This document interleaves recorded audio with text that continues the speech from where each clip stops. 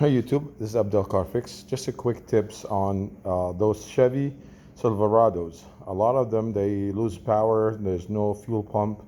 Fuel pump relay is good. Everything is good. Even the fuel pump itself is good. But the problem with those, they have they made improvement on those harnesses. The harness to the fuel pump, guys.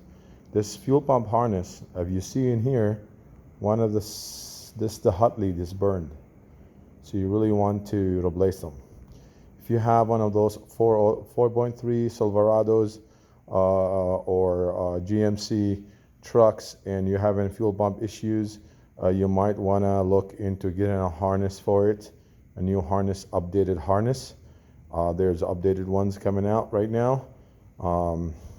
So replace the harness. That should take care of your fuel pump problems. And sometimes people change the fuel pump and still having issues, and that's what it is, guys. Always check your harness and replace the harness. If any fuel pump you install on your vehicle and it comes with a harness in the box, if it's the same look as the harness on the vehicle, it's because there's an update on them. They have a trouble, so always replace it. Thank you.